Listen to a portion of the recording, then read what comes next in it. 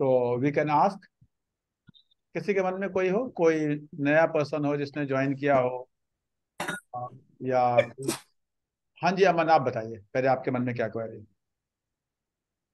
Sir मेरे को एक क्वेश्चन पूछना था। हाँ हाँ पूछो। सर वो NISM के कोर्स के लिए आपने बोला था ना सर, वही पूछना था। NISM का कौन सा कोर्स करें? हाँ जी सर। ठीक है, ये तो पर्सनल क्वेश्चन हो गया, हम पर्सनल बात करेंगे तो आप रिकॉर्ड देख लेंगे, डिपेंडिंग अपॉन आपका इंटरेस्ट और आपका फ्यूचर प्लान्स, वो हम बात कर लेंगे, ठीक है। ठीक है, सुमित गुप्ता जी ओके आपका सर। क्वेश्चन। जियो फाइनेंस मार्केट में आया है और एकदम ही खुलते ही लोअर सर्किट लोअर सर्किट लगे जा रहा है। किस पे? जियो फाइनेंस। जियो फाइनेंस पे, अच्छा ठीक है, जियो फाइनेंस पे लोअर सर्किट लगा रहा है, तो इसका हमें क्या करना चाहिए? ठीक है। और दीपक मिश्रा जी कुछ खुशी से तालियां बजा रहे हैं, लग रहा है आज इनकी एनिवर्सरी है, शर्ट वर्ट भी अच्छा नया गोवा नहीं वाला, सर, गोवा वाला शर्ट पहन एनिवर्सरी के तो बैठे। नहीं है। हाँ। सर हैप्पी नहीं मैरिज सर, ये एनिवर्सरी सर। एनिवर्सरी तो नहीं है। नहीं है हाँ। सर, आज नहीं है। सर कहना ये था कि जो आपकी स्ट्रेटेजीज होती हैं सर, 4% एवरी मंथ मिल रहा है सर। अच्छा, तो इस बात में आज उसमें से 1-2% हमें दे रहे हैं। बिल्कुल सर, जैसे मैंने मिलेंगे वैसे। आज मैंने और सर एक क्वेश्चन है। हाँ बोलिए। सर HDFC में प्रमोटर होल्डिंग जीरो करके FII में शिफ्ट हो गई है, तो मुझे इसके बारे में भी जानना प्रोमोटर्स है। होल्डिंग में, प्रोमोटर्स होल्डिंग एचडीएफसी में जीरो। FII में शिफ्ट हो गई, हाँ। जीरो हो गई है सर। हाँ तो तो सर ऐसा क्या है, ये थोड़ा सा जानना था। ठीक है, चलिए ठीक है। और कोई क्वेश्चन जब तक बाकी लोग ज्वाइन कर रहे हैं? कुछ मन में है, भावना जी कुछ क्वेश्चन पूछना चाहते हैं। Hello sir, good evening. Good evening. तो जैसे अगर हम लोग ने, जैसे कुछ लोगों ने जिन्होंने जीरो टू हीरो स्टॉक आप वाला बताया हुआ नहीं लिया, तो आगे और क्या अपॉर्चुनिटीज हो सकती है? दोबारा बोलिए, दोबारा बोलिए। मैं ये कह रही हूँ कि इन केस जैसे जीरो से हीरो स्टॉक जो आपने जो ये, मैंने स्टॉक बताया उसको सीरियसली नहीं दिया? तो उसके अलावा हमारे पास और अच्छा, और अपॉर्चुनिटी कुछ और ले लिया, ओहो। नहीं, तो और अपॉर्चुनिटीज क्या हो सकती है नहीं इसके देखिए, अलावा? मैंने तो कभी कोई रिकमेंडेशन दी नहीं, मैं तो बातें करता हूँ। और आज भी मैंने डाला तो मेरे पास 2-3 क्वेरीज आई कि सर ये जीरो टू हीरो आपने क्या देख के बताया था। और मैं चाहूंगा, देखो कि मैं तो लाइव क्लास में इसलिए पूछ लेता हूँ कि गलत है तो आप बोल दो, सही है तो बोल दो। आप कोई मुझे बताएगा कि पिछले 1-1.5 साल में जो लोग जुड़े हैं, 1.5 साल 2 साल से जो लोग जुड़े हैं, क्योंकि 4 महीने में कुछ पता नहीं चलता, पता चलता है 1-1.5 साल 2 साल जब हो जाए तो हमने जीरो टू हीरो कौन कौन से स्टॉक बताए थे कि ये लेने हैं, नाम केवल बताइए, और बाकी लोग लिखेंगे, कोई 1%, 2% जिसको याद हो। एक तो बजाज हिंदुस्तान। ठीक है, कुलजीत कौर जी के तो वो दुखती रग है तो इसलिए इनको याद सर रहेगा। TTML sir. हाँ जी। एक TTML टाटा आपने बताया टाटा था। टेली ठीक है, सर्विसेज। ठीक है, आर पावर। और लिखिएगा आप लोग, सब लोग लिखिएगा इसको। Sir JP power. मैं प्लीज आप लोग लिखिएगा, एक TT power, TTML, JP power, R power, sir और PNB. Atul Moto. Bajaj PNB Hindustan. Sir. हाँ जी। पीएनबी। अतुल मोटो। PNB, ठीक है। अतुल मोटर तो मैंने नहीं बताया था। महाराष्ट्र नहीं बताया सर। Zero to hero.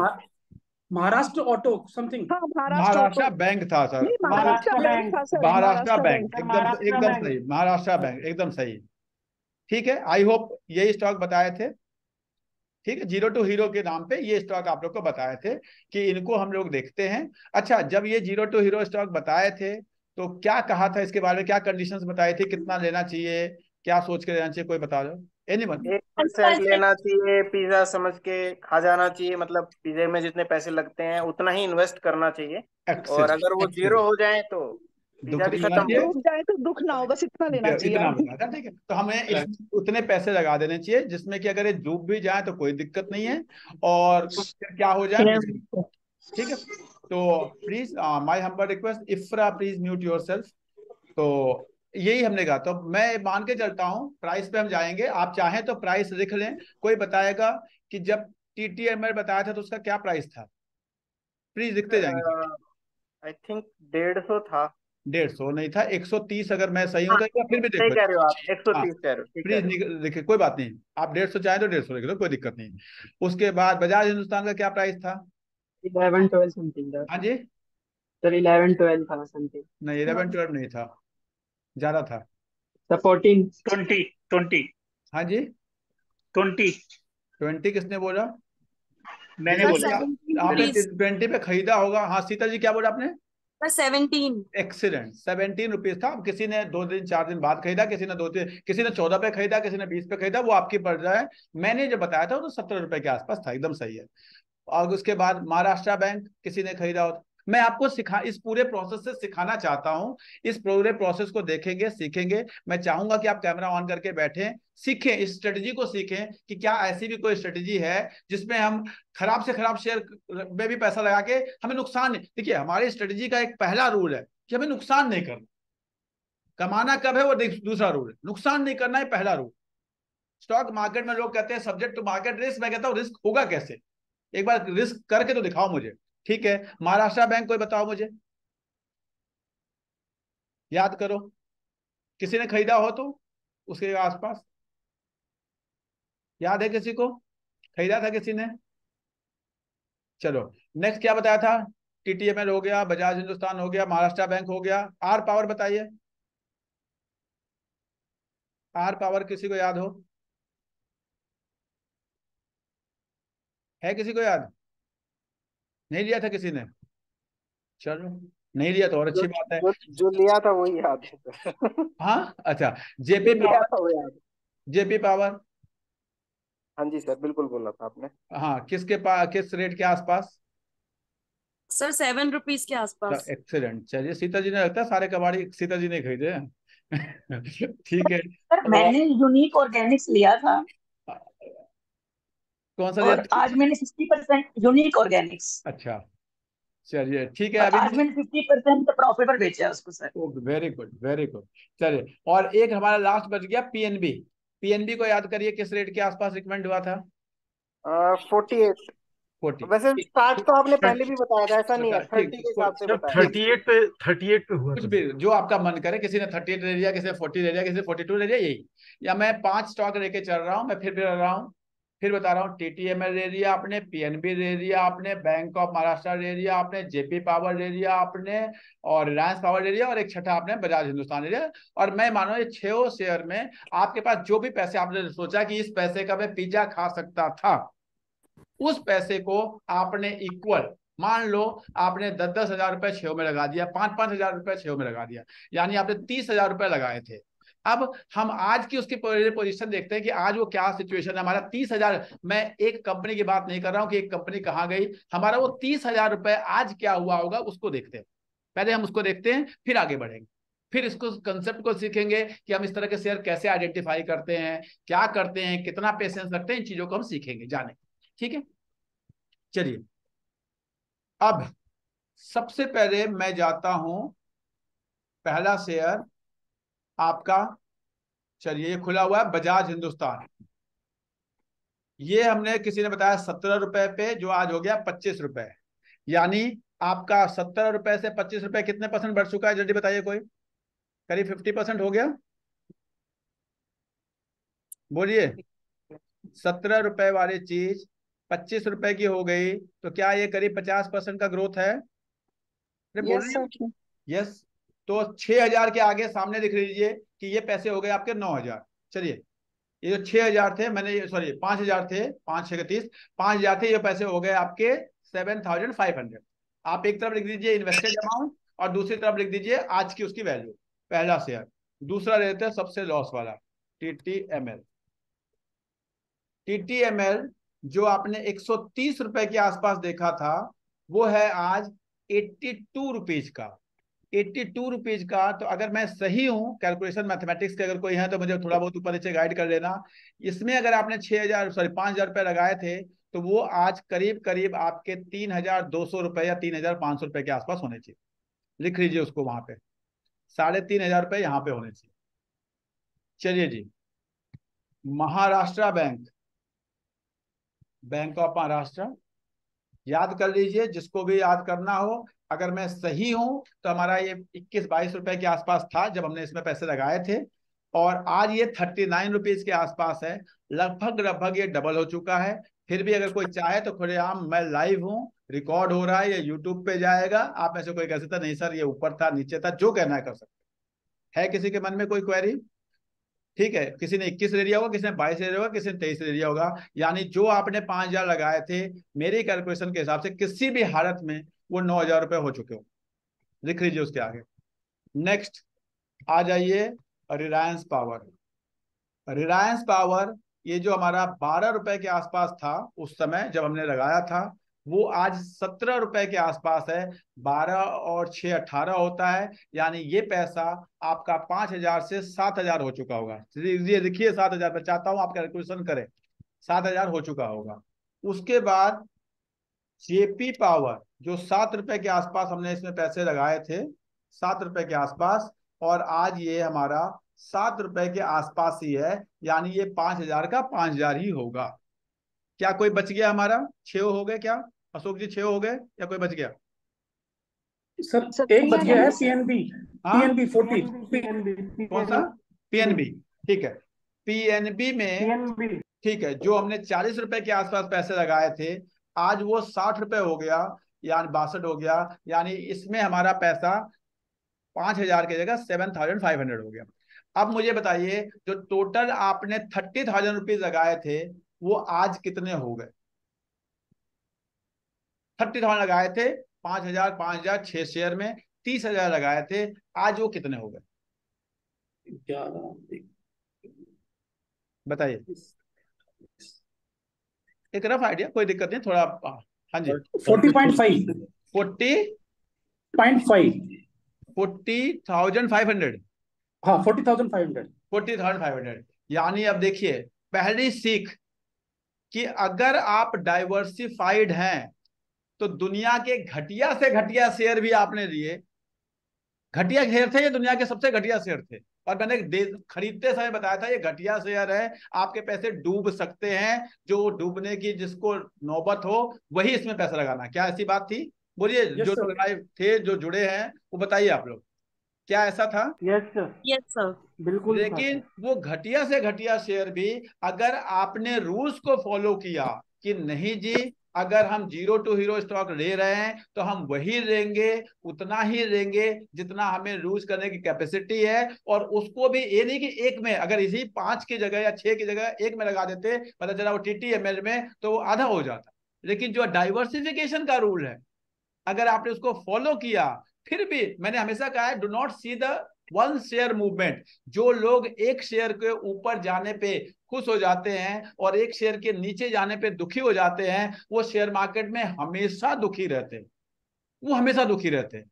और जो लोग पोर्टफोलियो पे वर्क करते हैं, उनको खराब से खराब सिचुएशन में, मैं आपको ये दिखा रहा हूं इन 6 शेयर के द्वारा कि पिछले 1.5 साल में आपका पैसा, और डेट भी नोट कर लीजिएगा, बहुत सारी क्लासेस मेरी लाइव है, नोट करिएगा। जो लोग लाइव है, जिन्होंने ज्वाइन किया हुआ, उनको तो पता ही होगा। 6 साल में खराब से खराब शेयर खरीद के आपका पैसा 50% बढ़ चुका है, करीब करीब, नहीं 50 तो 25 30% 35% बढ़ गया।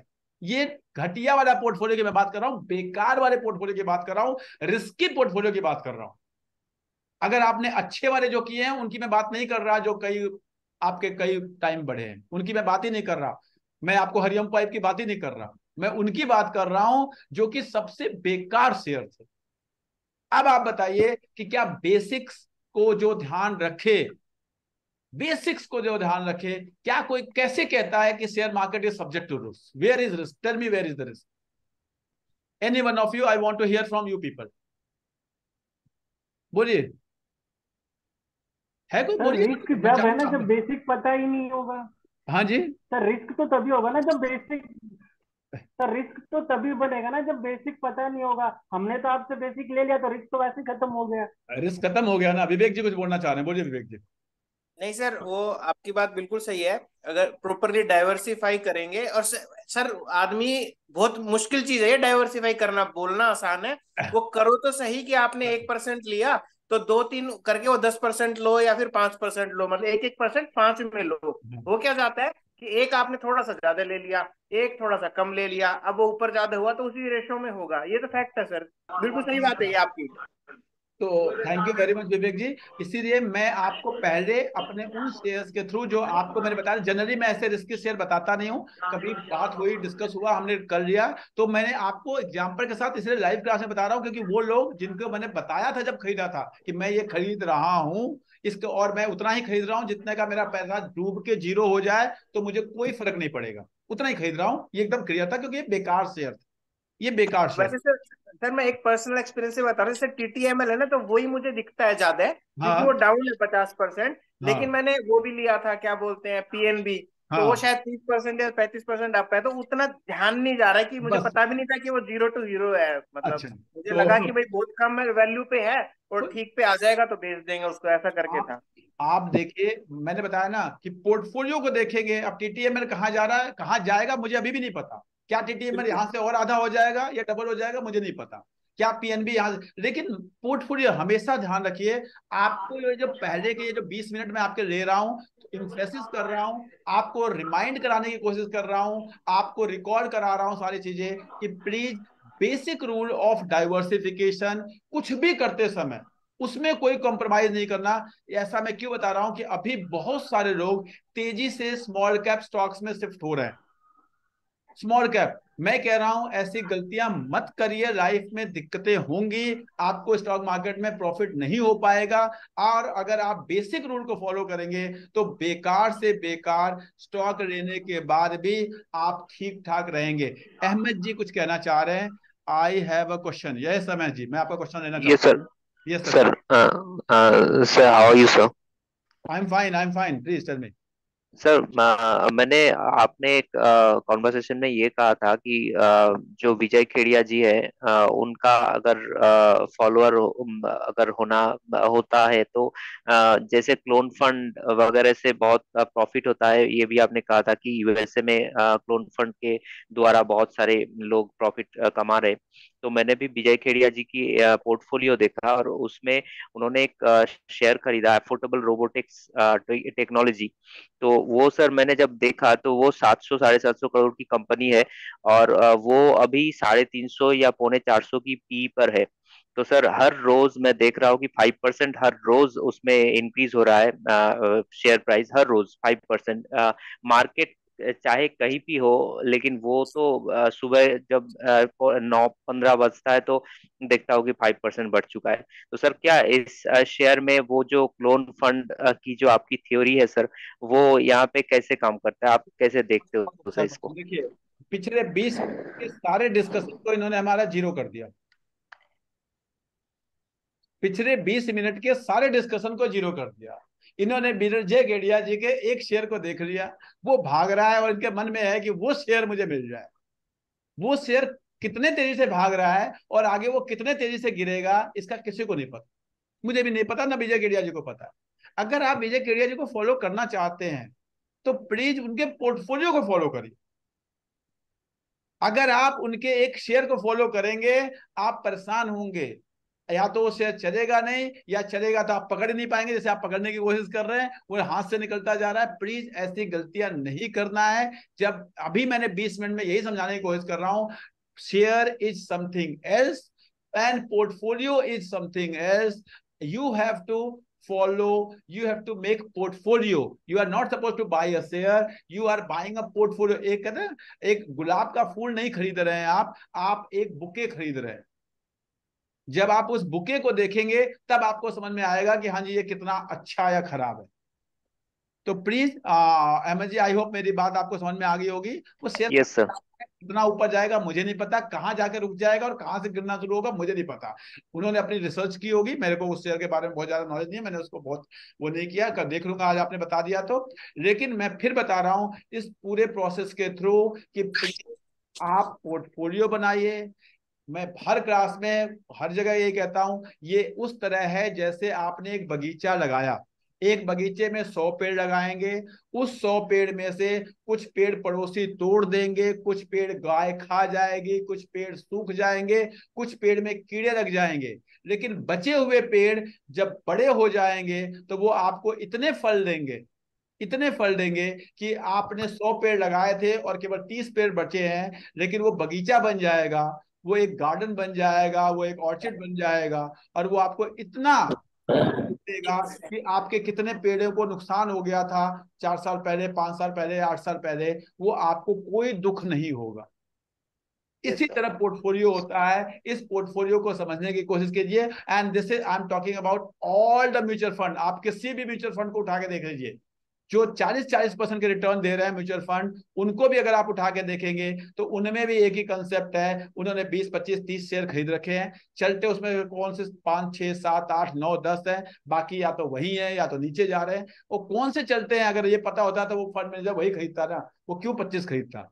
तो प्लीज उस एक के चक्कर में ना पड़िए। हाँ, आपको डाइवर्सिफिकेशन के थ्रू, आपको फंडामेंटल थियरीज के थ्रू अपने पोर्टफोलियो को बेटर करना है, स्टॉक को बेटर नहीं करना है। जसवीर जी कुछ कहना चाह रहे थे, इन्होंने हैंड रेज किया था, फिर मैं आगे बढ़ूंगा। सर मैं ये जानना चाह रहा था, ये लोअर सर्किट अपर सर्किट क्या होता है? क्या कह रहे हैं? आप बोल रहे थे ना लोअर सर्किट लग गया। सर्किट वो होता है जब आप खरीद नहीं सकते। लोअर सर्किट वो होता है जब आप बेच नहीं सकते, मतलब किसी भी रेट में। हाँ, बेचने वाले लोग इतने आ गए कि अब आप बेचना चाहते हैं तो आज आप बेच नहीं सकते जब तक कि वो सर्किट खुले ना। कुछ सिचुएशन में सर्किट आपके 2 घंटे बाद भी खुल जाते हैं, ठीक है, टाइमिंग है। और सिंपल सी बात आप ये जान लीजिए, अभी रेमन के रंग में जब सर्किट लगा हुआ है, लोअर सर्किट है तो आप शेयर को बेच नहीं पाएंगे, और अपर सर्किट है तो आप उसको खरीद नहीं पाएंगे। ठीक है, उनके शेयर वाइज और उसके टाइप वाइज, उसमें टाइम किसी का 5% पे होता है, किसी पे 10% पे होता है, किसी का 20% पे होता है। सर्किट लग जाता है कि अगर उसके ऊपर चला गया तब और कोई नहीं खरीद सकता। उसी तरह लोअर हो गया तो और कोई, जैसे आपका जियो फाइनेंशियल का किसी ने कहा कि लोअर सर्किट लग गया है, लोअर सर्किट लग गया यानी अब आप उसको नहीं बेच सकते। अब चलते हैं बात जी, पहले जियो फाइनेंशियल की कर लेते हैं, फिर अब जियो फाइनेंशियल बिक रहा है, मेरे पास शेयर है, मैंने उसको, मैं नहीं बेच रहा हूँ, आप बेच रहे हैं, आपकी मर्जी है, मैं नहीं बेच रहा। क्या वो बहुत सस्ता शेयर है? बिल्कुल नहीं। क्या आपको कल खरीद लेना चाहिए? बिल्कुल नहीं। हो सकता है सस्ता मिलेगा जब एक सही टाइम पे, प्राइस पे वो जब कंसोलिडेट करेगा तो वहां पे जाके क्या मैं और खरीदूंगा? एकदम हो सकता है मैं खरीदूं, आज मैं नहीं बता रहा, मेरी कोई रिकमेंडेशन नहीं है। लेकिन आज जो मुझे मिले हैं, क्योंकि मैं रिलायंस बहुत सालों से होल्ड कर रहा हूं, तो मेरे पास काफी रिलायंस के शेयर्स पड़े हुए हैं मेरे पोर्टफोलियो में, और उसकी वजह से मुझे जियो फाइनेंशियल मिले हैं और मैं उसको नहीं बेच रहा। नाउ पहली बात तो आपको ये पता होना चाहिए कि जियो फाइनेंशियल में लोअर सर्किट क्यों लग रहा है। क्या वो शेयर खराब है? ऐसा बिल्कुल नहीं, ऐसा बिल्कुल नहीं है। क्या निफ्टी के अंदर 50 शेयर हो सकते हैं? रिलायंस निफ्टी में था, अब जब उसके 2 टुकड़े हुए तो निफ्टी में हो गए 51 शेयर। निफ्टी में कितने हो गए? 51, हो सकते हैं 50। तो उनको टाइम दिया गया 3 दिन का कि जी 3 दिन में ये शेयर निफ्टी से बाहर हो जाएगा।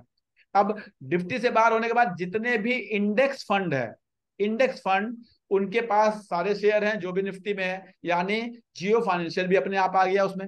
उन्होंने खरीदा नहीं जियो फाइनेंशियल, लेकिन क्योंकि उन्होंने निफ्टी खरीदा, वो निफ्टी खरीदा हुआ है, यानी उनके पास रिलायंस है, रिलायंस है, निफ्टी के सारे शेयर खरीदे हुए रिलायंस है, रिलायंस है तो जियो फाइनेंशियल मिल गया। अब क्योंकि उन्होंने इंडेक्स फंड बना रखा है, अपने कस्टमर को कहा है कि हम तो निफ्टी में पैसा लगाते हैं, अब निफ्टी से जब जियो बाहर होगा तो उन्हें अपने फंड से भी बाहर करना है। तो जितने भी फंड मैनेजर हैं जो पैसिव फंड मैनेज करते हैं, निफ्टी मैनेज करते हैं, उनको उसको बेचना है। अब वो धड़धड़ा के बेच रहे हैं, उनकी मजबूरी है, ये नहीं कि उनको खराब लग रहा है, उनकी मजबूरी है उसको बेचना। अब वो बेच रहे हैं, तो जब किसी भी चीज की ज्यादा सप्लाई आ जाएगी, तो जसवीर जी का जो क्वेश्चन था कि उसमें लोअर सर्किट लग गया, 3 दिन से लग रहा था, अब फिर अगले 2-3 दिन के लिए उनको एक्सटेंशन मिल गया है कि 3 दिन में और निकलिए, नहीं निकल पाएंगे, और एक्सटेंशन मिलेगा, क्योंकि अल्टीमेटली उनको बेचना है। क्योंकि इंडेक्स फंड का रूल है कि वो वही शेयर रख सकते हैं जो इंडेक्स का पार्ट हो। अब जियो फाइनेंशियल इंडेक्स का पार्ट जब नहीं रहने वाला है तो वो किसी भी इंडेक्स फंड में नहीं रह सकता। तो हम क्या देखते हैं, हम तो देखा लोअर सर्किट लगा, शेयर खराब है, शेयर खराब है, हम परेशान हो गए। नहीं जी, वो 51वें नंबर पे होगा। इंडिया के 6,500 शेयर में से, सॉरी, अगर कोई शेयर 51 नंबर पे है लेट्स, तो वो क्या खराब शेयर है? नहीं, वो एक अच्छा शेयर है। लेकिन हम तो टॉप 50 को ही ले सकते हैं, जो I am talking about index fund. As individual Sunil Tripathi 51 वाला ले ले, या 55 वाला ले ले, या 58 वाला ले ले, लेकिन इंडेक्स फंड मैनेजर नहीं ले सकता। तो इंडेक्स फंड मैनेजर की मजबूरी है जियो फाइनेंशियल को बेचना, और जब वो बेच रहा है, किसी चीज की सप्लाई आ रही है बहुत सारा, तो वहां पे लोअर सर्किट लग रहा है। ये थोड़ा सा एक कॉमन वो है जो आपको पता होना चाहिए। ये केवल देख के कि हाँ उसमें लोअर सर्किट लग रहा है आप उसको बेचने लगे, घबरा जाए, और या आज मैंने कह दिया तो कल आप उसको खरीदने लगे। आप अपने एनालिसिस करिए, अच्छा लगता है तो खरीदिए, खराब लगता है तो बेचिए। ये किसी भी शेयर के बढ़ने की वजह से वो अच्छा नहीं होता और घटने की वजह से वो खराब नहीं होता। ये आपको एक बेसिक मैं बार बार बताता हूं। इसी बेसिक को बढ़ाने के लिए हम लोग सेशंस करते हैं। आपके नॉलेज के लिए, जो भी कोई आप में से दिल्ली एनसीआर के आसपास रहता है, तो हम लोग कल और परसों 2 दिन, मैं आपको बता रहा हूं 2 दिन में आप पूरा स्टॉक मार्केट दोबारा सीख सकते हैं। 2 दिन में केवल इंडिया का लार्जेस्ट फाइनेंशियल लिटरेसी इवेंट कर रहे हैं गुड़गांव में, डीएवी स्कूल में। 20 बैंक्स, म्यूचुअल फंड कंपनीज और आपके बहुत सारे जो इंश्योरेंस कंपनीज, ये सब इसके पार्ट हैं, जो इस इवेंट के पार्ट हैं। Institute of cost and work accountant जो होती है, जो आप सीएमए हो गया है, जो पहले आईसीडब्ल्यूए होता था, वो हमारा नॉलेज पार्टनर है। कल सुबह 8:30 बजे इवेंट शुरू होगा। अगर आप लोग पूरा इवेंट अटेंड कर सकते हैं 2 दिन, तो जरूर आइए। मेरा पर्सनल इनवाइट आप लोग को लाइव में दे रहा हूँ, ठीक है? जरूर आइए, अटेंड कीजिए। नहीं पूरा अटेंड कर सकते हैं तो सैटरडे को छुट्टी होती है, 1 घंटे के लिए, 2 घंटे के लिए आइए। अगर आप में से कोई टीचर्स हैं तो आइए, देखिए, जरूर आइए। आपको पता चलेगा किस तरह का इवेंट होता है, इसमें बच्चे क्या सीखते हैं, उनके बीच में कैसा कंपटीशन होता है, इस कंपटीशन से क्या लर्निंग होती है, और आप कल को आप अपने स्कूल में भी करा सकते हैं, प्रपोज कर सकते हैं, आपके बच्चे भी उससे सीख सकते हैं। तो मेरा प्लीज हम्बल रिक्वेस्ट है कि कल आ सकते हैं कल आइए, परसों आ सकते हैं परसों आइए, 1 घंटे के लिए आइए, 2 घंटे के लिए आइए, देखिए जरूर। 8 बजे से 2, ढाई, 3 बजे तक चलेगा वो। जब आपके पास टाइम हो, अगर आप गुड़गांव में है, फरीदाबाद में है, दिल्ली में है, नोएडा, तो ये लोग आप लोग पास के हैं, आप लोग को तो जरूर आना चाहिए इस इवेंट को। एड्रेस क्या है sir? Sector 49 Gurgaon, sector 49 Gurgaon, DAV school है। आएंगे और कोशिश करिए, जो जो सीखना चाहता है पूरा, वो कल परसों दोनों दिन आए, और जो केवल देखना चाहता है कि इवेंट कैसा होता है, क्या चीजें लर्निंग होती हैं, तो वो परसों आए। उसको बहुत चीजें जानने को, समझने को मिलेगी, क्योंकि उस समय बड़े बड़े स्पीकर्स आ रहे हैं, बहुत बड़ा इवेंट है, तो आप लोग उसमें बहुत कुछ सीखेंगे, जानेंगे, इवेंट को समझेंगे, ठीक है? चलिए, ये तो हो गई हमारा पास्ट की बात, कि हमने पास्ट में जो शेयर सेलेक्ट किए थे उन्होंने कैसा परफॉर्म किया। मैंने अभी इनमें से कुछ नहीं बेचा है, पड़े हुए हैं, रखे हुए हैं। और क्योंकि ये मेरे 0 टू हीरो है, या तो ये 30,000, मैंने एग्जांपल दिया आपको, या तो ये 30,000 रुपए मान लो जीरो हो जाएंगे, या ये 3 लाख, 4 लाख, 5 लाख होंगे, मुझे नहीं पता क्या होंगे। जब होंगे तो देखूंगा। मैं तो ये मान चुका हूं, उस पैसे का मैंने पिज्जा खा लिया। जैसा विवेक जी ने बताया कि मैंने उतना ही पैसे का ये खरीदा था, जितने पैसे का कि अगर अगर मैं कहीं घूमने गया और पिज्जा खा लिया, तो उस पैसे को मैंने तो भूल चुका हूं ना, उसको पोर्टफोलियो में देखना ही नहीं है, तो वो पैसा मैं खा चुका हूं, यानी वो पैसा हो चुका है जीरो। सुमित गुप्ता जी, आपको कोई क्वेश्चन नहीं लग रहा मुझे? सुमित गुप्ता जी, आप कुछ बोलना चाह रहे हैं? आपने हैंड रेज किया है या मैं आगे बढ़ूं? सर मैं ही पूछ रहा था, आपने कहा जियो फाइनेंस के आपको शेयर मिले हैं, तो ये मिले कैसे? रिलायंस के आपके पास थे तो आपको मिले हैं शेयर? हाँ, ये मेरे पास रिलायंस के शेयर थे, इसलिए मुझे जियो फाइनेंस के शेयर मिले। सर देखिए, रिलायंस के शेयर मेरे पास भी थे, हालांकि वो मैंने सेल आउट कर दिए अब, तो क्या अब मुझे नहीं मिलेंगे फिर वो? सर, जो डेट थी रिकॉर्ड की, उस डेट पे अगर आपके पास रहे होंगे तो मिलेंगे, अगर नहीं रहे होंगे डेट की, मुझे डेट एग्जैक्ट याद नहीं इस समय, उस डेट पे अगर आपके पास रहे होंगे तो आपको जरूर मिलेंगे। नहीं तो अभी आपको अलॉट हो गए आपके? हाँ, मेरे को अलॉट हो गए, मेरे अकाउंट में दिख रहे हैं वो। मेरे पास नहीं होंगे उस डेट हाँ, पर, तो शायद नहीं उस मिले। डेट पे आपने उस डेट से पहले भेज दिया होगा। भेज दिए होंगे। ठीक है, ठीक सर, ठीक। आगे बढ़े। Thank you sir. Right sir, right, thank you. Now अब बात करते हैं कि हम जीरो टू हीरो शेयर्स जब देखते हैं तो हम क्या देखते हैं, किस तरह के शेयर्स को हम जीरो टू हीरो देखते हैं। देखो, जीरो टू हीरो का मतलब हो गया वो खराब शेयर है, वो एक लॉस मेकिंग कंपनी हो सकती है, उसका प्रॉफिट डिक्रीजिंग हो सकता है। अच्छे शेयर की जितनी भी क्वालिटीज आपने पढ़ी हैं, जितनी भी क्वालिटीज पढ़ी हैं, उसका ठीक रिवर्स कर लीजिए। आरओसी उसका कम होगा, प्रमोटर्स की होल्डिंग उसका कम होगा, लॉस मेकिंग कंपनी होगी, रेवेन्यू डिक्रीजिंग होगा, प्रॉफिट डिक्रीजिंग होगा या नहीं होगा, डेट होगा कंपनी के ऊपर बहुत ज्यादा, कैश फ्लो नेगेटिव में हो सकता है। यानी जो अच्छी कंपनीज की क्वालिटीज होती हैं उसका वो उल्टा सा कुछ दिख रहा होगा, तभी वो जीरो टू हीरो को क्लासिफाई करता है, उस कैटेगरी में वो शेयर आता है, सस्ता मिल रहा होता है। बस एक चीज इसकी जो आपको जाननी है, वो शेयर अपने जो लाइफ टाइम हाई है, ध्यान से सुनिएगा, अपने लाइफ टाइम हाई के 10, 12, 15% की वैल्यू पे मिल रहा होगा। पहला क्राइटेरिया ये है कि वो अपने लाइफ, मान लो कभी वो 400 का ट्रेड होता था, अब वो 40 रुपए का मिल रहा है, 20 रुपए का मिल रहा है, 25 रुपए का मिल रहा है, पहला चीज ऐसा होगा उस शेयर की एक खासियत। तो क्या मैं ऐसा कह रहा हूं कि कोई भी शेयर अगर 400 का था और 40 पे आ जाए तो उसे खरीद लेना चाहिए? मैंने ऐसा कुछ नहीं कहा। मैंने कहा कि एक खराब शेयर होगा जो अपने लाइफ टाइम हाई के 10, 12, 15% पे वो मिल रहा होगा। तो ये पहला क्राइटेरिया होता है जीरो टू हीरो वाले स्टॉक्स को चूज करने का, सेलेक्ट करने का। अब उसमें आप क्या देखेंगे कि उसका अगला स्टेप लेंगे कि हम इसको खरीदे या नहीं खरीदे। मान लो आपने ऐसे 20, 25, 30, 40, 50 शेयर ढूंढ लिए, अब उसमें से आपको देखना है कि इसमें से हम क्या खरीदे क्या न खरीदे।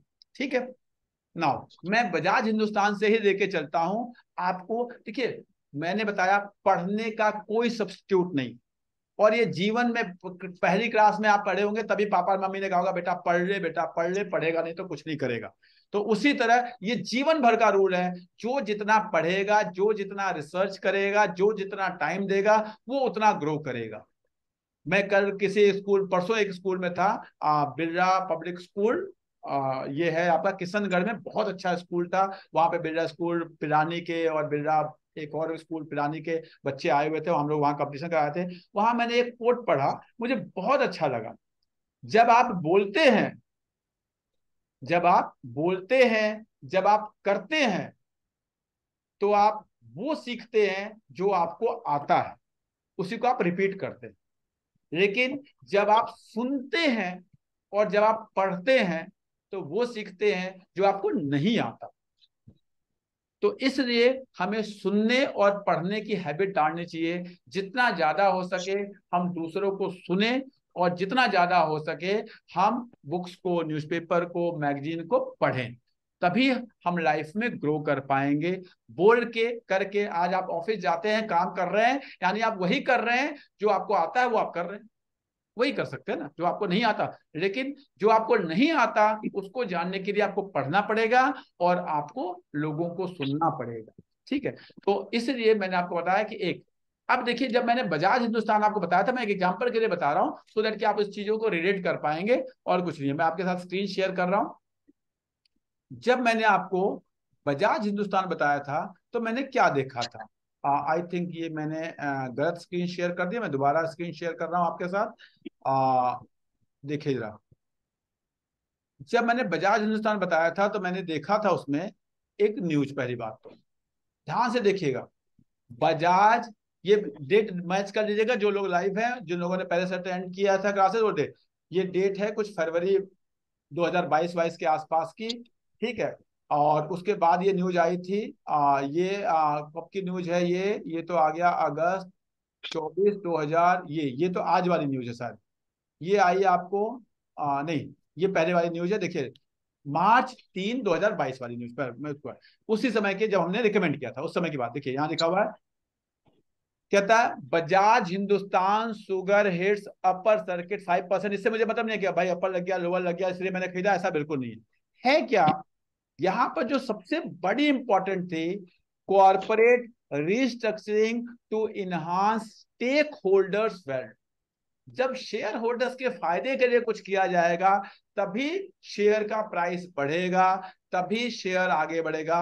जब कोई एक कहते हैं एक ऐसा डिसीजन जो एकदम अलग हो, जो शेयर होल्डर्स के, ये मैंने पढ़ा, जाना, समझा, फिर मैंने अपने रिसर्च को आगे किया। इन्होंने क्या क्या करने की कोशिश की, क्या क्या चीजों के अप्रूवल दिया। इन्होंने कहा कि हम कैपिटल रिस्ट्रक्चरिंग करेंगे, रीअलाइनमेंट करेंगे, रेजोल्यूशन प्लान बनाएंगे, डेट करें हटाएंगे, कुछ चीजों को मर्ज करेंगे, कुछ चीजों को डीमर्ज करेंगे, पूरा इन्होंने, खैर वो सब चीजें आपको जानने की होती है। मैं आपको बता रहा हूँ कि क्योंकि मुझे पढ़ने की हैबिट है, मैं न्यूज़पेपर पढ़ता हूँ, मैं ऑनलाइन न्यूज़पेपर पढ़ता हूँ, मैं रोज न्यूज़पेपर मंगाता हूँ, वो पढ़ता हूँ, ट्रेन में बैठा हूँ तो कुछ पढ़ रहा हूँ। अब जैसे बिजनेस करना मेरे घर पे नहीं आता, लेकिन मैं ट्रेन में बैठा हूँ तो मैं ऐप वगैरह पे देखता रहता हूँ, पढ़ता रहता हूँ। तो इसलिए मुझे पता चल जाता है कि इस तरह से कुछ चेंजेस हो रहे हैं। तो पहली चीज, आपको कुछ पॉजिटिव न्यूज उस कंपनी के बारे में आ रही है जो कि लॉन्ग टर्म में कंपनी के विजन को चेंज कर सकती है, और या कंपनी के परफॉर्मेंस को, बेसिकली नॉट विजन, परफॉर्मेंस को चेंज कर सकती है, पॉजिटिव डायरेक्शन में ला सकती है। उस तरह की कंपनियां सेलेक्ट करनी है। पहला क्या था, वो खराब वाली कंपनी थी। दूसरा क्या था, वो अपने लाइफ टाइम हाई से 10, 12, 15% पे आ चुकी हैं, यानी उनका ठीक है जी अब तो, क्योंकि जीरो का अब वो 10% भी जब जीरो हो सकता है, उसके लिए आपको तैयार रहना है, इसीलिए। और जब उनमें कुछ चेंजेज आए, कुछ उसमें चेंजेज आए। अब आगे बढ़ते हैं, अगला स्टेप। अब इसके बाद दो चीजों को आपको बहुत इंपॉर्टेंट से देखना है। पहली चीज, क्या प्रमोटर्स ने उन शेयर्स को कुछ खरीदना तो नहीं शुरू कर दिया। एक ये बहुत इंपॉर्टेंट चीज होती है, प्रमोटर्स के बाइंग पैटर्न को उस शेयर में जरूर देखना है, प्रमोटर्स ने क्या किया। जैसे मैं आपको बताता हूं, यहीं पे अगर आप देखेंगे, मैं जा रहा हूं प्रमोटर्स होल्डिंग पे, तो अगर आप देखेंगे इस शेयर में 15% के आसपास की होल्डिंग थी, जो अचानक प्रमोटर्स ने 25% कर दी थी। 10% शेयर जाके उन्होंने मार्केट से खरीद लिए। दिख रहा है आप लोग को, सबको दिख रहा है, ध्यान से देख पा रहे हैं। ये जो 15% की होल्डिंग थी 15.43, उसको उन्होंने 24-25% पे पहुंचा दिया था, यानी 10% शेयर उन्होंने और एक्वायर करिए। जब उन्होंने पहले तो एक न्यूज आई, वो डिसीजन हुआ, बोर्ड ने अप्लाई किया, उसके बाद प्रमोटर्स को भी लग रहा है कि हाँ जी अब हमारी कंपनी बेटर होगी, वो भी शेयर को, क्योंकि प्रमोटर से ज्यादा कंपनी के बारे में कोई नहीं जानता। प्रमोटर्स को जितनी समझ है कंपनी की, उतनी समझ हमें नहीं हो सकती, हम कितने भी रिसर्च करें, क्योंकि प्रमोटर्स फील करता है कंपनी को, हम तो देखते हैं केवल, वो फील करता है। तो जब प्रमोटर्स की बाइंग अगर कंपनी में आ जाए, तो समझ लीजिए एक ये पहला प्लस पॉइंट होता है, पहला फैक्टर होता है जब आप जीरो टू हीरो वाले स्टॉक में एंट्री करते हैं। ठीक है, तो आपके जो 200-250 शेयर थे, पहले फिर बता, 200-250-300 शेयर देखा आपने, जिसको लगा कि हाँ जी ये लॉस खराब वाले शेयर हैं और ये अपने 10% के आसपास आ गए, फिर उनके बारे में रिसर्च करना शुरू किया, किसी के बारे में कुछ पॉजिटिव न्यूज आ रही है, कुछ चेंजेज होने वाले हैं, वो देखा आपने। उसके बाद पहली चीज देखी प्रमोटर्स उसमें क्या कर रहे हैं। यहाँ पे 10% हो गया, कहीं 1%, 1.5%, आधा % बाइंग शुरू हो जाती है प्रमोटर्स। जनरली ऐसे शेयर्स में ऐसा होता है। अगर आप देखेंगे, जो मैंने आपको 5-6 शेयर अभी बताए हैं, इनको अगर आप देखेंगे तो आपको कुछ ऐसा ही चीजें सब में कॉमन मिलेंगी। नाउ अब आगे बढ़ते हैं। दूसरी चीज जो बहुत इंपॉर्टेंट होती है, वो आपको देखना है इनका डेट। क्या अचानक इनके डेट स्ट्रक्चर में कुछ चेंज होगा, या तो वो इक्विटी में कन्वर्ट हो जाएंगी या पे ऑफ हो जाएंगी, कुछ ना कुछ आपको लगेगा कि अचानक से डेट में एक डेट पॉजिटिव डायरेक्शन में जा रहा है, डेट डिक्रीज हुआ है। हो सकता है कि डेट, अच्छा कई बार होता है केवल लोग बोरोइंग्स को देखते हैं, अब बोरोइंग पहले 50,000 था, आज भी 50,000, कहते हैं सर डेट में तो कोई चेंज नहीं हुआ। नहीं जी, अब आप लोग, मैं मान के चल रहा हूं, वो लोग हैं जो कई सालों से कागज ले रहे हैं, सीख चुके हैं। तो आपको बता रहा हूं, 50,000 का लोन पिछले साल भी था, 50,000 का लोन इस साल भी है, लेकिन पिछले साल हमने 5,000 का इंटरेस्ट दिया और इस साल हमने 4,000 का इंटरेस्ट दिया। तो हमने लोन कम नहीं किया, लेकिन लोन को रिस्ट्रक्चर कर दिया, यानी हाई पेइंग डेट को पे कर दिया होगा और लो रेट, हाई इंटरेस्ट वाले डेट को पे कर दिया होगा और लो इंटरेस्ट वाले डेट को ले लिया होगा। कुछ ऐसा तब हुआ होगा जब जो फाइनेंसर है, जो डेट देने वाला है नया वाला, उसको हमारे ऊपर इंटरेस्ट आया होगा, जो हमारे ऊपर क्या बोलते हैं कि एक तरह से विश्वास हुआ होगा। तो या तो एग्जिस्टिंग कंपनी जिसने पहले ही लोन दे रखा है, उसने कहा हाँ जी अब आप बेटर हो गए हमारा, क्योंकि कंपनियां जो चार्ज करती हैं रेट, वो डिपेंड करता है रिस्क प्रोफाइल पे, कि वो कितने रिस्क पे दे रही हैं, अकॉर्डिंगली वो चार्ज करती हैं। तो उनको लगा कि हाँ जी अब ये कंपनी बेटर हो रही है, हमारा रिस्क कम हो रहा है, तो हम इनको इंटरेस्ट में थोड़ा छूट दे सकते हैं। या तो ये हुआ होगा तब उन्होंने, या आपको लगा होगा नहीं जी ये तो बहुत है, मुझे दूसरी कंपनी कह रही है हाँ जी आपका जो हमने पूरा स्ट्रक्चर देखा, हमें इस रिस्क को इवैल्यूएट करने पे हम आपको 10% की जगह 8% पे या 9% पे आपको दे सकते हैं लोन।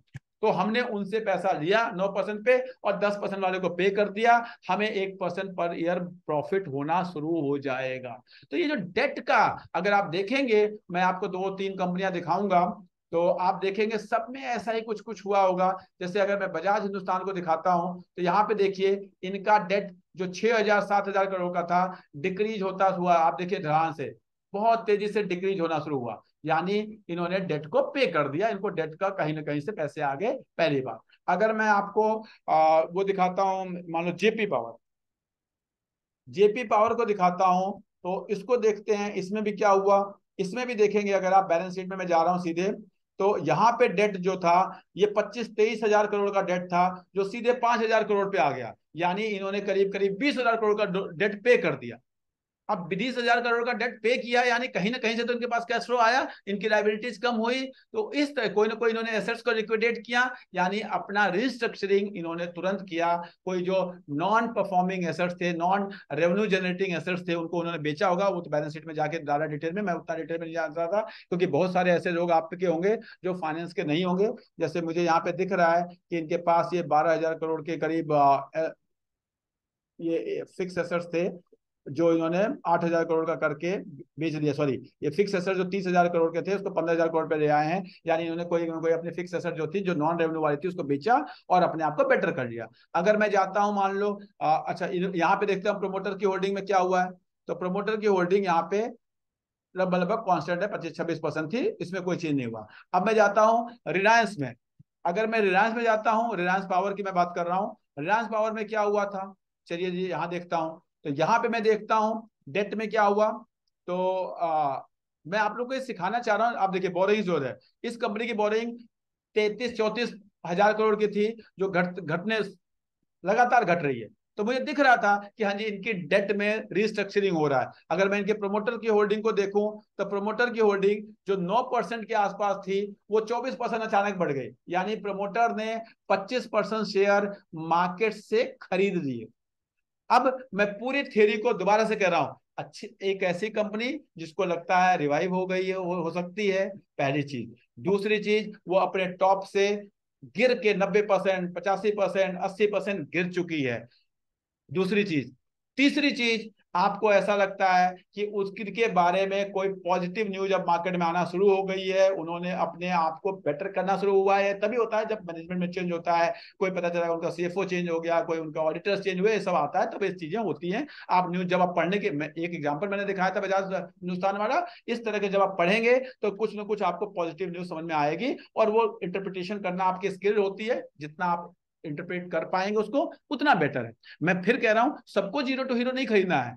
आज मैंने जीरो टू हीरो की क्लास रखी है, आप लोग अटेंड कर रहे हैं, तो मुझे लग रहा है कि शायद आपको इसमें इंटरेस्ट है, इसलिए मैं बता रहा हूं। सबको इस तरह के शेयर में जाने की बिल्कुल जरूरत नहीं है, कोई रिस्क लेने की जरूरत नहीं है। ये आपको सीखना है, ये प्लेटफॉर्म सीखने के लिए है। मुझे ना कुछ बेचना है, ना आपको कुछ खरीदना है। आप आराम से अच्छे शेयर खरीद के बैठे, क्यों खरीदना जीरो टू हीरो? लेकिन सीखने के पर्पज से मैं आपको बता रहा हूं कि वो 10-90% गिर चुका हो, उसका ग्रोथ के चांसेस दिख रहे हो, न्यूज पॉजिटिव आने शुरू हो गई हो, और जो सबसे बड़ी चीज है, प्रमोटर्स क्या कर रहे हैं और डेट कैसा दिख रहा है। ये दो बहुत इंपॉर्टेंट फैक्टर होते हैं जो आपको बता देते हैं कि हाँ जी, अब एक कंपनी में एक टर्न अराउंड, एक वर्ड यूज करते हैं, कंपनी में टर्न अराउंड होने वाला है, ऐसा दिख रहा है। फिर भी बता रहा हूं, जब आप 10 खरीदेंगे, जैसे अभी मैंने आपको 6 में एग्जांपल दिया कि 2 नीचे चली गई, 2 वहीं पर है, 2 बढ़ गई, लेकिन हमारे को जो प्रॉफिट है वो ठीक ठाक हो रहा है। और अगर आप इसको 500-4 साल रख लेंगे, तो मेरा पास का एक्सपीरियंस यही बताता है कि वो ठीक ठाक return, much better than FD, much better than वो दे ही देता है। अब जीरो टू हीरो है तो जीरो भी हो सकता है, हीरो भी हो सकता है, लेकिन कभी मेरा तो आज तक जीरो हुआ नहीं। इतना एनालिसिस करने के बाद पता नहीं लोगों का कैसे होता है, लेकिन फिर भी जीरो टू हीरो मान के माइंड सेट यही होना चाहिए। इकोनॉमिक्स अकाउंटेंसी में एक कंसेप्ट है, प्रूडेंस का कंसेप्ट, जो कहता है आपको हमेशा लॉस के लिए तैयार होना चाहिए और आने वाले प्रॉफिट के बारे में नहीं सोचना चाहिए। तो same way you have to provide for all future losses and expenses and you need not to think about the future profits.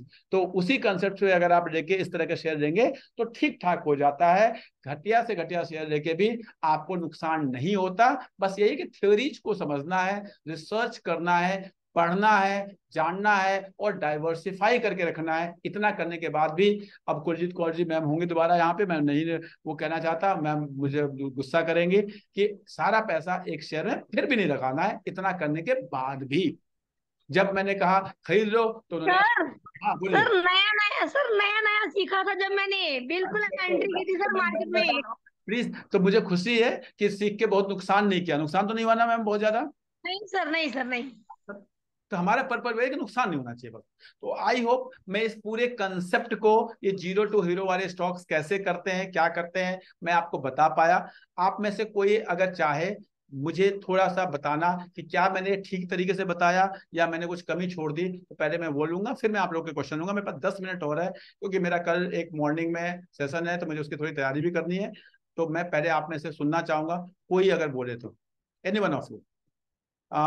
Pavanjeet Singh ji बोलिए सर। पवनजीत सिंह जी, लिखना नहीं है, बोलना है सर। बोलेंगे? सर आप ही हमारे हीरो हैं, इतने समय से अटेंड कर रहे हैं, हर बार कोई नई चीज आती है, मतलब समझ से परे होती है। समझ से परे होती है सर हमारे इतना हम नहीं सोच सकते, मानना पड़ेगा सर आपको। क्या कह रहे हैं? मानना पड़ेगा सर आपको, मतलब बहुत जबरदस्त। Thank you sir, thank you very much. और कोई चाहे कुछ आपका कोई फीडबैक हो, कोई क्वेरीज हो, कोई एक्सप्लेनेशन हो, तो कुछ बोलना चाहें तो बोलें। Any one of you? चलिए ठीक है, किसी का कोई फीडबैक नहीं है, किसी का कोई क्वेरीज है? सर मैं कुछ बोलना चाह रहा था। हाँ। ऐसे ही मेरे एक दो दोस्त हैं जिन्होंने पहले कुछ किया होगा स्टॉक्स मार्केट में, तो बगैर नॉलेज के किया ये तो वो लॉस वॉस उन्होंने लिया था। तो मैं उनसे बातें कर रहा था, तो भाई मैं ऐसे ऐसे मैं आजकल कर रहा हूँ, आप भी देखो। तो कहने लगे ये तो बड़ी रिस्की मार्केट है, मैं तो पहले ही लॉस खा चुका हूँ इसमें। अच्छा। अभी मैंने तो इन्वेस्ट किया है, 2-3 महीने से मैं कर रहा हूँ, और डॉक्टर साहब हैं उनकी गाइडेंस पे नॉलेज ले रहा हूँ, उस तरीके से चल रहा हूँ। और मेरा तो पोर्टफोलियो नेगेटिव में तो आया ही नहीं है, और पैसा भी काफी इन्वेस्ट किया है मैंने तो वो जो आप कह रहे हैं ना, वो मार्केट में एक वो जो चीज चल रही है कि जैसे इसमें भी खोलते हैं तो आता है 90% लॉस आता है ना। जाते हैं। हाँ, तो मुझे आपको उस 10% में रखना है ना। मेरा काम क्या है कि आपको उस 10% में रखना है। सेबी कहती है 90% लोगों को लॉस होता है। अब वो हाँ जी, 10% कौन है? जो देखिए, एक थ्योरी मुझे समझ में आज तक नहीं आई। लोग कहते हैं कि जिस शेयर मार्केट में केवल 2% लोग पैसा कमाते हैं या 1% कमाते हैं। ध्यान से सुनिएगा, जब जो बच्चा नीट देता है, 18 लाख बच्चा नीट देता है, तो 42,000 बच्चों का एडमिशन होता है। 42,000 सीट्स हैं गवर्नमेंट वाली, और 42,000 ही प्राइवेट वाली, करीब 90,000 मान लो, टोटल मान लो। अब 90,000 एडमिशन देता है, 18 लाख बच्चा नीट देता है, तो क्या अगले साल से भाई इसमें तो सक्सेस नहीं होता, नीट कोई दे ही ना? क्या ऐसा करते हैं? जब बच्चा बिल्कुल जेई नहीं। देता है, चलिए आईएएस का एग्जाम देता है, 3 लाख बच्चा, 4 लाख बच्चा बैठता है, उसमें 300 बच्चों का होता है, बाकी बच्चों का तो नहीं होता। तो क्या अगले बार से बच्चे आईएएस का एग्जाम देना बंद कर देंगे? आपको उस कैटेगरी में होना है, वो 300 वाले में। वो 300 होता है, आपको इसे करते हैं ना आप कि हमें 300 में आना। तो सेम वे यहां पे जब आपको सेबी कह रही है कि भाई 10% लोगों को प्रॉफिट होता है, अब आपको क्या थियरी है, क्या कंसेप्ट है जिसको हम लगाएं कि हम उस 10% वाले में पहुंचे। अब उस 10% वाले में कितना बेटर हो पाएंगे वो अलग चीज है, लेकिन लॉस वाली कैटेगरी में मैंने पहले दिन आपसे कहा, if you will follow me, my first thing, मैं चाहता ही नहीं कि आपका 50% का रिटर्न बने। मुझे कई लोग मैसेज भी करते हैं, सर मैं रिस्क ले लूंगा, मुझे बताओ। मुझे आता है मैसेज, दिन भर, आप विश्वास नहीं करेंगे। मुझे पता है कि जब शेयर बता दूंगा और अगले दिन वो 20% नीचे चला जाएगा, तो कहेंगे सर ये क्या बता दिया। मुझे बहुत अच्छी तरह पता है, क्योंकि जो इस तरह का मैसेज करने वाला इंसान है ना, उसका पेशेंस लेवल मुझे समझ में आता है। मैसेज को पढ़ के समझ में आता है कि वो किस तरह का इंसान। तो इसलिए वो रिस्क नहीं लेना है, धीरे धीरे पैसा कमाना है। 12-15% का रिटर्न बहुत अच्छा रिटर्न होता है। मैं आपको एग्जांपल बताता हूँ, गुड़गांव में बड़े बड़े बिल्डर लोग हैं, वो 3 करोड़ 4 करोड़ रुपए लगाते हैं, 2 साल टाइम देते हैं, तो वो 4 फ्लोर का एक मकान बनाते हैं, और उसमें 1 फ्लोर जनरली उनको फ्री मिल जाता है। अगर आप कैलकुलेशन करेंगे तो ये करीब 30-33% का रिटर्न होता है। 2 साल आपने कैपिटल लगाई, आपने मेहनत भी किया, और 30-33% का, यानी एक साल का 12-13-14-15-16% का रिटर्न हुआ। पूरा रिस्क उतना बड़ा एक जगह लगा के। यहां तो आप डाइवर्सिफाई कर सकते हैं, वहां तो डाइवर्सिफाई, वहां तो सारा पैसा एक ही में लगेगा। बिल्कुल। फिर भी लोगों को वो सेफ लगता है, और शेयर मार्केट टफ लगता है। मुझे तो आज तक समझ में नहीं आया, नॉलेज नहीं है ना सर। बस। हाँ जी विवेक जी, आप कुछ कहना चाह रहे हैं, बताइए। अनम्यूट करके बोलेंगे तो, मेरे पास वो कला नहीं है जिस अनम्यूट करके बोलेंगे तो। हाँ जी सॉरी हाँ। सर, मैं ये कहना चाह रहा था, जसवीर जी जो कह रहे थे बहुत सही कह रहे थे, और आप मतलब बड़े आसानी से ये समझ सकते हो उनसे केवल बात करके। जो बंदा ये बता रहा है कि भाई मेरे को इतना नुकसान हुआ है, कि उसने क्या गलती की, केवल उससे ये पूछ के कि भाई तूने किया क्या, एक बार बताएगा मेरे को, दो तीन चीज बता दे, आप बड़े आराम से समझ जाओगे। क्योंकि आप वो इसलिए नहीं करोगे कि आपने सुन लिया या सीख लिया, पूछ लिया किसी से, मतलब जैसे आपसे सलाह ले ली, ठीक है, तो वो लोग बिल्कुल गलत तरीके से करते हैं। मतलब आप खुद आइडेंटिफाई कर सकते हो, मैं ये कहना चाह रहा हूँ। तो वो यार टिप्स पे ले रहे थे, वो टिप्स पहली पे बार मिला दिए था हुए थे उनको। हाँ आप, सर तो बिल्कुल। आपके पोर्टफोलियो में कौन कौन से शेयर थे, कैसे कैसे शेयर थे? बस इतने से पता चल जाएगा। तो आपको याद होगा कि अगले 2 महीने में हमारा और आपका जो कन्वर्सेशन हुआ केवल इस बात पे हुआ कि आपके जो खराब शेयर है वो हटा के और अच्छे शेयर में कैसे चेंज किया जाए। यही किया आपने अगले 2-3 महीने शायद, हाँ जी जब हम मिले थे तो। बिल्कुल सर। स्टार्टिंग में हालांकि उनमें मेरे को प्रॉफिट भी हो रहा था, ऐसा कुछ नहीं है, ठीक है, लेकिन आज मैं अगर उसको देखता हूँ तो वो काफी नीचे भी है, एक दो ऊपर भी है, ऐसी बात नहीं है। लेकिन अल्टीमेटली इस वाले में एटलीस्ट दिमागी तौर पे तो सुरक्षित है कि चलो ठीक है, हो जाएगा। वो बहुत, देखिए हम पैसा क्यों कमाना चाहते हैं? हम अपनी पैसा कमाना चाहते हैं अपने खुशियों के लिए, अपने टेंशन को दूर करने के लिए। अगर मुझे टेंशन ही लेना पड़े, हम नौकरी छोड़ के रिटायरमेंट लेके मैं बैठा हूँ, यार ये टेंशन वेंशन नहीं लेना मुझे, मैं नहीं करता नौकरी। अब मैं पता चला मैंने ऐसा शेयर में पैसा लगा दिया कि दिन भर टेंशन, ऊपर गया नीचे गया ऊपर गया, वो टेंशन मुझे क्यों लेना है भाई? वही तो नहीं करना था ना, तभी तो मैंने नौकरी छोड़ी थी। तो थैंक यू वेरी मच आप लोगों ने जाना। मेरे को बड़ा दुख होता है कि हम लोग 60 65 70 लोग ज्वाइन करते हैं, फीडबैक 2 लोगों का आता है, 4 लोगों का आता है।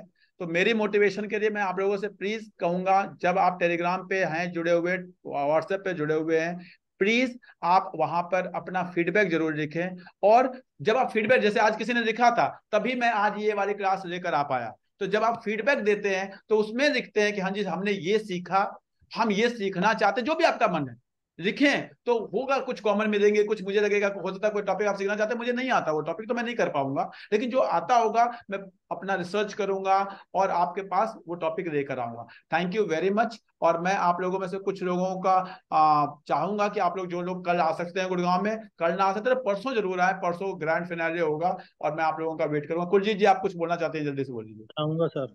हाँ कुलजीत जी। सर एचडीएफसी बैंक में सर प्रमोटर होल्डिंग 0 क्यों है सर?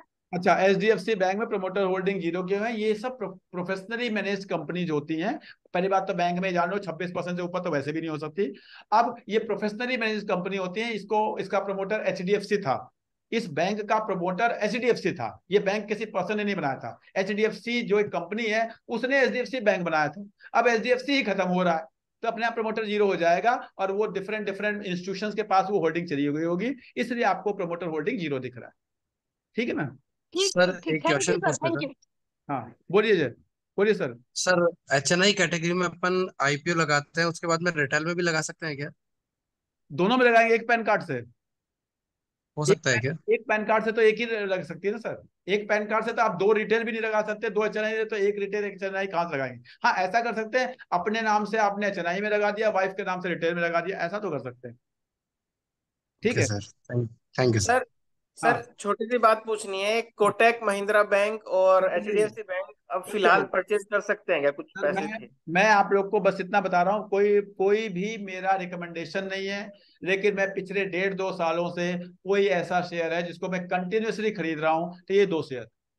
ठीक है सर। अब मैं कितने साल तक खरीदूंगा, मुझे जब तक ये इस रेट पे रहेंगे तब तक, जब पैसे जितने आते जाते हैं मैं इनको खरीद रहा हूँ। ये मेरे पास है सर, ये काफी है। हाँ मैं अपना बता रहा हूँ, क्या होगा मुझे नहीं पता। मुझे तो वैसे देखिए एक लाइन दिखा देता हूँ, इस लाइन को देख लीजिए, अगर थोड़ी सी भी जिसके पास कहते हैं समझ है तो समझ जाएगा। देखिए कोटक, थोड़ा सा मेरे पास टाइमिंग की प्रॉब्लम है, नहीं तो मैं आपका और डिटेल। कोटक महिंद्रा बैंक, ये 10 साल का पी, आपको अपने आप आइडिया लग जाएगा कि आपको क्या करना चाहिए। इससे सस्ता मिला ही नहीं कभी। आप ये 10 साल का पी मैंने आपके सामने लगा दिया। Thank you very much, I will be waiting for your feedback. Thank you everyone, thank you. Okay sir, thank you.